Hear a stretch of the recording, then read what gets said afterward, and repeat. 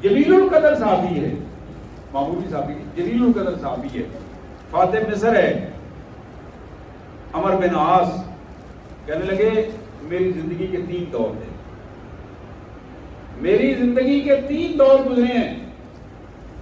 پہلا دور وہ تھا کہ میں کافر تھا، جاہل تھا، اور مجھے محمد الرسول اللہ صلی اللہ علیہ وسلم سے نعوذ باللہ نفرت تھی، اور میری کوشش ہوتی تھی کہ اگر مجھے موقع ملے تو میں رسول اللہ صلی اللہ علیہ وسلم کے نعوذ باللہ ٹکڑے کر دوں، ختم کر دوں۔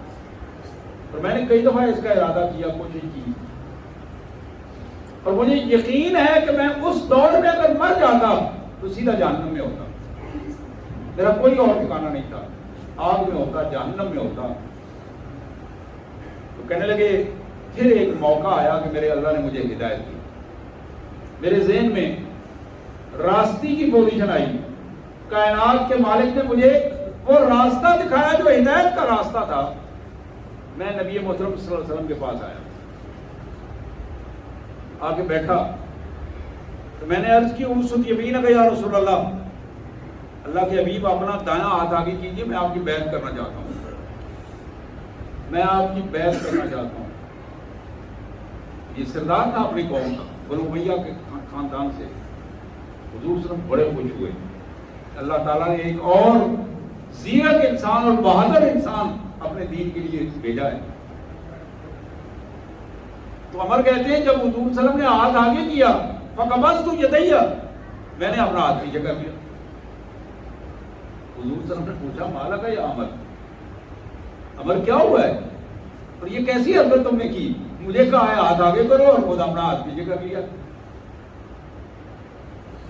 کہا، کہنے لگے میں نے عرض کیا کہ اشترط یا رسول اللہ، میرے آقا میں ایک شرط لگانا چاہتا ہوں۔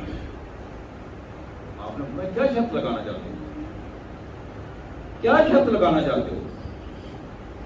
عرض کی میرے آقا میں بڑا گناہگار ہوں، زندگی میں بڑے ظلم کیے ہیں، زندگی میں بڑے ظلم کیے ہیں، بڑا گناہگار ہوں۔ میں یہ چاہتا ہوں کہ میں جب کلمہ پڑھوں آپ کی بیعت کروں تو اللہ تعالیٰ میرے سارے گناہ معاف کر دے،